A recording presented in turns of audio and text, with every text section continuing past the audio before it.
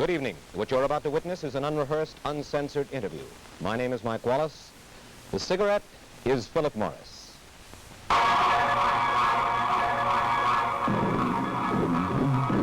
New Philip Morris, probably the best natural smoke you ever tasted, presents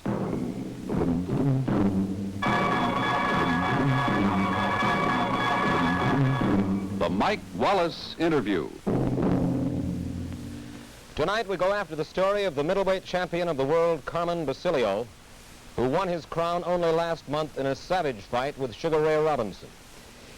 If you're curious to know whether Carmen Basilio really likes to fight, if you want to hear his answer to reports that he dislikes Ray Robinson as a man, and if you'd like to get Carmen Basilio's reaction to the charge that boxing should be outlawed because of its brutality, we'll go after those stories in just a moment. My guests' opinions are not necessarily mine. The stations are my sponsors, Philip Morris Incorporated, but whether you agree or disagree, we feel that none will deny the right of these views to be broadcast. As you know, on this program, I usually go after the opinions of my guest, try to keep my own opinions to myself, but here's something I can give you an opinion on: why today's Philip Morris tastes better to me than any other cigarette you can name. I think the answer is that somehow Philip Morris has managed to bring out the natural mildness I've always wanted in smoke. To me, this is genuine mildness, what I call a man's kind of mildness. No filter, no fooling, no artificial mildness, because, you see, there is nothing between you and the tobacco itself. Now, what kind of tobacco is it that does this? What kind of tobacco does it take to get a man's kind of mildness? The answer is a blend of mild quality tobaccos, an up-to-date blend. If you haven't tried today's Philip Morris, I'd suggest you do. I think you'll find a man's kind of mildness here too. Why don't you get with Philip Morris? And now to our story. Carmen Basilio was born 30 years ago, the son of a poor onion farmer in upstate New York. In 1948, he became a professional fighter, a career that was climaxed in Yankee Stadium on September 23rd when he took the middleweight crown away from the brilliant Sugar Ray Robinson. Carmen, first of all, let me ask you this. We interviewed Tony Galento a few months, 7 or 8 months back. Tony Galento told us he enjoyed fighting. He admitted that he got a kind of a satisfaction out of hitting and hurting a man. Now, what I'd like to find out from you, frankly, is do you like to fight? Do you like to get into a ring and try to beat another man unconscious? Well, I don't know if I enjoy beating a man into unconsciousness, but I do enjoy winning. I like to fight. The boxing world has given me everything that I've got. I can't say that I dislike boxing. Now, when you get into a ring, you know that you're going to have to hit a fella and hurt him, possibly knock him unconscious. I got from Galento the feeling that he rather enjoyed the process. He enjoyed the fighting, not just the winning, but the fighting. What about it with you? Well, I never did anything that I don't like to do, so I come to the conclusion that I like to box. I like to fight. I don't know if to say that there's any person in the world that likes to get hurt. Maybe Galento meant that he likes to win. Everybody likes to win by a knockout, which means they've shortened the route that they have to go. Sure. Your wife, Kay, has been quoted. She was quoted in the Saturday Evening Post, December 10th, 2 years ago, saying, every time he's booked a fight, he's overjoyed. He tells people he's only in boxing for the money, but she says, I know it's really in his heart. Well, I'm always happy when I sign for a fight. I know that I'm going to go into training, and I like to train. It means that I'm going to get away from all of the banquet circuit, and I get a little bit of peace when I'm in training. You get a little peace? Yes. I'm away from everybody. The phone doesn't ring, and I can relax. Actually, I have to go into training to get some rest. Mm-hmm. Have you ever been afraid before going into a fight or in the ring? I can't say that I've been really afraid. I will say that I have always held respect for my opponent. Yeah. And I've gone into the ring a little bit leery. I always thought that if I went in the ring overconfident, that I would get licked because I wasn't having respect for my opponent's ability. Mm-hmm. But the fear of getting hit. For instance, sports writers wrote the second time that Max Schmeling fought Joe Louis, and the time that Max Baer went into the ring against Louis, that there was real fear, that you could feel the fear in both those men. That you've never felt? No, I have never felt that fear. I take it for granted that when I do go in the ring with any opponent that I'm going to get hit, and some of those punches are going to hurt. But tell me this. Have you ever felt at all, Carmen, that it's the least bit degrading to earn a living by trying to beat another man unconscious or by getting beaten up yourself? No, I don't think so. I know that a lot of people look upon the boxing game with dislike, but I have met a lot of honorable men in the boxing game, and I don't feel as though that I am dishonorable. Mm-hmm. Let's see if we can more specifically get into the mind of a prize fighter, the way it works during a fight itself. I quote to you from Rocky Graziano's autobiography. Somebody up there likes me. Here's how Rocky describes his feelings during a fight. He says, "I felt my blood get hot and my breath come faster. And this funny feeling rise up in my throat that I always got when a guy stood helpless there and I begun to kill him off." And then in another place he writes, "The bell rings and my blood boils and there's fire in my guts that got to bust out through my fists. He hits me in the ribs, on the head. I don't feel a thing. I feel like roaring like a bull and ramming my fist down his throat." Now, I saw films a couple of days ago of your fight against Robinson. And there was as much action, I guess, in that fight as in any fight I've ever seen. Is that the way you feel? Is that the way you felt against Robinson? Well, I didn't feel that way, but I felt that I was in a battle, that I had to win, and I wanted to win, and that if he was hitting me, I had to get back and hit him twice to make up for the one time that he hit me. Mm-hmm. The New York Times, the day after the fight, said the 11th round was the single most thrilling session of the night. Basilio shook Robinson with the left of the head, then they closed and wailed away at each other in a savage exchange. You've been asked this before. I don't know that you can recollect the way you felt. Can you tell us how you felt? Do you remember the 11th round? Do you remember what went on? Or is it all kind of a blur of just getting in there and... Everything happened so fast that you just don't remember a lot of things. I know that I threw a lot of punches and he threw a lot of punches, and I could hear the crowd roaring, but by that we know that it was a great round. But to go back and try to pinpoint things, it's kind of tough. And in the 14th round, when he buckled your knees with a right to the body, do you remember that blow? Yes, I do. You do?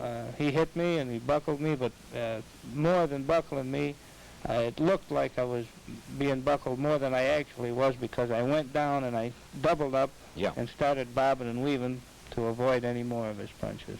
Yes. Before that fight with Sugar Ray, boxing writer Jesse Abramson of the New York Herald Tribune reported that you, quote, respect Robinson as a fighter, but dislike him as a person, end quote. Why do you dislike Ray Robinson as a person? Well, I think that was misinterpreted by a number of sports writers. I don't dislike Ray Robinson as a person. I don't know whether I dislike anybody. But I'll say that I disliked a lot of his tactics and the business end of the signing of the contracts for the fight. Well, in a sense, didn't he have a perfect right to? After all, we talked to Ray about it, and he said a fella has very few paydays during his lifetime. And he said, face it, I was the fellow who was really making the gate. Don't I have a right, in as much as I'm giving away, not giving away, but signing away my services to get all that they're worth to me? Well, he had the attitude that he was going into Yankee Stadium alone, that he was drawing the crowd. It takes two to make a fight, especially a battle like the one that was seen in Yankee Stadium. As he found out. And I felt that I was justified in getting as much possible as I could. Of course, it's his business to get as much as he can. Up until now, Sugar Ray has not agreed to a rematch. Do you think he's ducking you? No, I doubt that. We have a 90-day return match contract with the IBC, and we haven't even discussed it yet. So. You're perfectly willing to fight him again? Oh, yes. And you hope? I hope that he is willing to meet me in a return match. If for no better reason, then it probably would be one of the biggest gates in history. Biggest gates in history, and probably my biggest payday in my fight career. Of course, I gather Robinson doesn't need the money. I understand that Ray Robinson hasn't yet picked up his check of almost $500,000 at the IBC for the fight that he had with you back in September. Do you know why? Well, I gather that he's having a little trouble with the Internal Revenue. And so for that reason, he doesn't want to pick it up because they'll pick it up from him right away, and he hopes he can work things out? Is that what Well, I don't know anything about that. I haven't been informed on any of that. Recently, when we interviewed Ray Robinson for our newspaper columnist, for our newspaper column, he told us that in the past, he had been, quote, offered quite a few large sums of money, end quote, to take a dive, throw a fight. Has that ever happened to you? No, it hasn't. And if it did, I would have the man arrested that ever approached me on anything like that.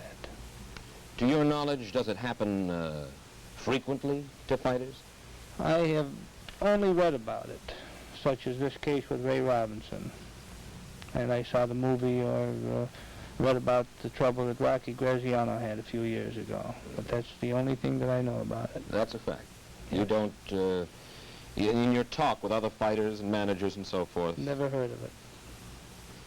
How does Ray rate with other men that you've fought, Carmen? He's a great fighter, probably the hardest puncher that I ever fought, and undoubtedly gave me the toughest fight that I ever had. Do you feel, in a sense, now that you've got his number, you're perfectly confident that next time around it's going to be as easy, or? It wasn't easy, and it won't be easy a second time, so I'll always have to have respect for Ray Robinson as a fighter. Of course, we were talking about taxes a little while ago. Fighters and all athletes, for that matter, pay taxes under the same percentage system as any other wage earner, but the athlete frequently has only about 10 years of top earning power, and a champion may have considerably less than that. Do you think it's unfair that the government doesn't give people like yourself a special tax break? Well, it took me 5 years to get in to make pretty good money, and then your years are cut short in the athletic field. I think that maybe someday the government will work out a deal where they have the athletes' big earnings spread over a period of years. Let me quote from an article about you in the Saturday Evening Post a couple of years ago. A sports writer asked you, when you have an opponent bleeding and reeling, don't you ever feel sorry for him? And your answer was, sorry? Are you kidding? Fighters aren't sorry. You have to cut the other guy down before he cuts you down. That's all. Now, Carmen, suppose you cut a man down so hard that you killed him. That's happened before in boxing. Don't you ever worry about that? Well, it's happened, and I always pray before a fight that the fight is a good fight and that both fighters come out uninjured. Is that what you... I've seen on television that you frequently go down on your knees either before or after a fight. Is that what you're praying about, or is that just part of what you're praying about? Well, I pray that I am protected and the other fighter is protected from permanent injury, that it's a good fight, and I always ask for that extra power to win. And you see nothing the least bit incongruous about asking God to help you beat up another man, a man who is probably just as good, just as religious a person as you are. Do you think that you can enlist God's help in that way? It's my belief that if you ask God for help, he'll give it to you. That's the way I believe in God. Carmen, what do you think of proposals that boxing should be banned because of brutality? For instance, back in 1951 in Pageant magazine, Jimmy Cannon, the sports writer, wrote, "It should be declared unlawful. It is the garbage pile of sports. It damages more young men than it helps." Dan Parker, the boxing writer of the New York Daily Mirror, calls boxing legalized murder. Now, these are fellas who are sports writers, who spent a good deal of time watching and thinking about boxing, and that's their opinion. That's their opinion. Did they ever take a census to see how many young high school boys are killed in high school football every year? And how about these hockey players? That's a rough sport. I'd rather get hit by a punch than get belted with a hockey stick. Well, of course, in football, let's say, or in hockey, the object of the game is to get the puck or the ball over the other opponent, into the other opponent's goal or over the goal line. Whereas in boxing, the object of the game is to disable, if possible, really, well, actually not to disable, but to beat up, to beat down your opponent. In a sense, it is legalized murder because a good many men have been killed that way. Not a good many men, but... Well, if that's the case, then football is legalized murder, too, or any other sport where it's rough like that they get killed. It's got to be legalized murder. Naturally, they're trying for a touchdown, but on the way through, they're hitting their men as hard as their opponents as hard as they can. How many men get knocked out 2 and 3 times during one single game? That doesn't happen in a fight. If he gets knocked out once, the fight's over with. Mm-hmm. And he's suspended for 60 days. Until they're sure that he's not... That he's recuperated from any possible injury. Of course, studies have been made on this issue, Carmen. According to Nat Fleischer's ring record book, 142 amateur and professional fighters have been killed since 1945. 142. Statistics show that boxing is 59 times more deadly than college football. Now, isn't this damning enough to have boxing banned? I doubt it. I don't think so. I don't think we have that many deaths now. Since that time, they've had a lot of new rules for protection of fighters to prevent injuries. Brain examination every so many months, especially if they're knocked out, they have to have this brain examination to pass this, and then they're able to fight. Carmen, somehow you don't seem to follow the pattern of the poor boy who gets rich from fighting. You don't have the hangers-on, the entourage of jesters and so-called assistants the champions like Ray Robinson have had. You live in a 6-room house rather than in a luxurious mansion. Why the difference in pattern between you and some other champions? Well, every personality is different. I was brought up in a small town with small things, and I'm sticking to small things. That's what I like. We hear some about gangsters, Carmen, the underworld infesting the fight game, controlling bouts. What do you know about that kind of thing? I've never met any of them. All I've done is I've read about them, never met them. I just think that these people are ghosts because all I ever do is read about them. You've never met any underworld figures? Never sat down and broken bread with any underworld figures at all? None of them. All I do is read about them, and I doubt that the people writing about them know them. It's just what they hear. You fight frequently under the auspices of the International Boxing Club, headed by Jim Norris, who's been widely criticized in the press, I think you'll agree, for associating with underworld figures. Well, I don't know anything about that, but I do know that Mr. Norris, in my opinion, what business I've had to do with him is a gentleman and a man of his word. And if it wasn't for Mr. Norris, I wouldn't be middleweight champion of the world today. He's given me the opportunities to put me where I am today. And so as far as I'm concerned, anything said about the associates of Mr. Norris aren't true, as far as that I know. Carmen, you're obviously and justly proud of your ability as a fighter. Therefore, I'd like to get your reaction to the kind of charge that old-timers constantly make about the current, the new champions. For instance, in sports writer Jimmy Power's column, September 16th, the former featherweight champion of the world, Abe Attell, said this. He said, "Frankly, I would not class Basilio with the all-time welders. Fellas like Kid McCoy, Jack Britton, Mickey Walker, Henry Armstrong. He's a little rough around the edges for that. End of the quote. And in a moment, I'd like to get your answer to that. We'll get the answer to that question in just 60 seconds. Something's new here, but it isn't the melody. That's a grand old classic. It's the piano that's new. They just moved it in. There's something else new here, too. Philip Morris. You'll know the minute you smoke Philip Morris. Try 'em and see. Philip Morris tastes natural, and people who try it like it. They also like the man's kind of mildness in Philip Morris. No filter, no fooling. Nothing artificial between you and the tobacco itself. The box is crush-proof. Keeps your cigarettes firm and fresh from first to last. Smoked a Philip Morris lately? Get with it. Natural taste, man's kind of mildness, crush-proof box. Get with Philip Morris. Probably the best natural smoke you ever tasted. Get with Philip Morris in regular pack or crush-proof box a natural smoke with a man's kind of mildness. Now then, Carmen. Abe Attell, former featherweight champion of the world, said, frankly, I would not class Basilio with the all-time welders. Fellas like Kid McCoy, Jack Britton, Mickey Walker, or Henry Armstrong. He's a little rough around the edges for that. How do you feel about that? I feel that Mr. Attell is living back in the ages when he was fighting, and the old-time fighters always stick to their era. I don't agree with him. I would wish that Mr. Attell, not to throw any disrespect on him, because from what I read he was a great fighter in his day, I wish that he was around today and be my weight so I could fight him and see how rough around the edges I am.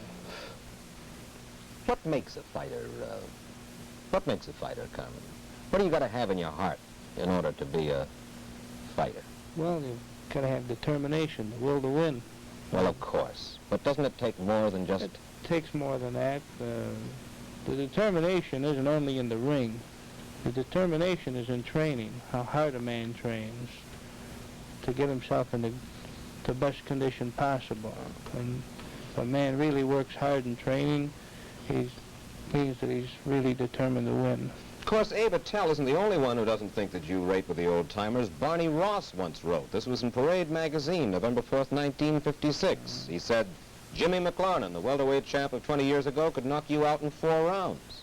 Well, this isn't 20 years ago. This is today, and if Jimmy McLarnin was around, I'd willingly let him take a chance at it. Not to throw disrespect on Jimmy, because I always thought he was a great fighter, but they have their opinions and I have mine, and I think that anybody I walk in the ring with, I could lick, and that goes for McLarnin, Barney Ross, or any of them. There's talk about a fella having to be hungry in order to be a fighter. You think that that's probably true? Possibly, yes, because a fighter starts off with nothing, and he knows that by winning more fights, he's going to get up to the top, and he'll have more. He'll fight harder, and naturally he's hungry, so he's going to fight harder. So I think that that's what makes a hungry fighter, and that's what makes him get to the top. Do you consider yourself a tough, hard fella outside of the ring? In what respect? Well, are you hard in your personal relationships? Do you ever get into a fight outside of the ring? No, I don't look for them. I try to be as gentle as possible with everybody I meet. Mm-hmm. And what about in your... You're not just a fighter now. You're a business. A lot of people. You employ a lot of people. A lot of people depend upon you for your livelihood. The thing that impressed me about Sugar Ray Robinson when I talked to him was that he wanted to know where every penny was coming from and was going to. Are you a hard man with a buck, too? Well, I had a business. I had a gas station here a couple of years ago, a year ago, right up until the early part of this year. And I gave a lot of credit out to my friends, and it eventually put me out of business. So since then, I learned to be a little bit tough on my credit. Boxing has taken a toll on your face, Carmen. Are you at all sensitive about your appearance, about looking like a prize fighter? Well, the only thing that I can see is my eyebrows. Naturally, when I went into the fight game, I expected to get banged up a little bit. And I don't think that for all the fights that I've been through, that I'm so badly banged up. No. Matter of fact, this is the first time I've seen you up close, with the exception of your eyebrows. You're pretty well unmarked. What interests you when you're not fighting? What I mean by that is, you make your living with your body. In your spare time, I'm told you're a hunter, a fisherman. Do you ever feel that you might be neglecting something more important, the thinking part of your personality? Well, you mean looking forward into the future? Well, not only that. Do you read much? Well, I read. What interests you besides sports? Well, as far as any business or anything into the future, I haven't really decided on what I want to do. I do work for an insurance company. I have an agent's license. Mm-hmm. I don't have a lot of time to work at it, but I do that, and I think maybe that when I do quit fighting, I may go into an insurance business. Why don't you quit now? You've been fighting for 10 years. You've taken a good deal of punishment. Your wife, Kay, has developed an ulcer, I understand, from watching you. Why don't you quit? Well, I've just got to the point where I can make enough money, so maybe I'll have something to retire with. In other words, give you half a dozen good paydays and maybe you will. I might step out of the picture, that's right. Carmen, I thank you very much for coming and taking this time with us tonight. Thank you. Continued good luck to you. Champion of the world, Carmen Basilio. Thank you. Old-timers who complain that easy living is ruining the fight game studiously avoid mentioning Carmen Basilio. Rough, tough, and apparently indestructible, he comes as close as anybody in the ring today to the great hungry fighters of the past.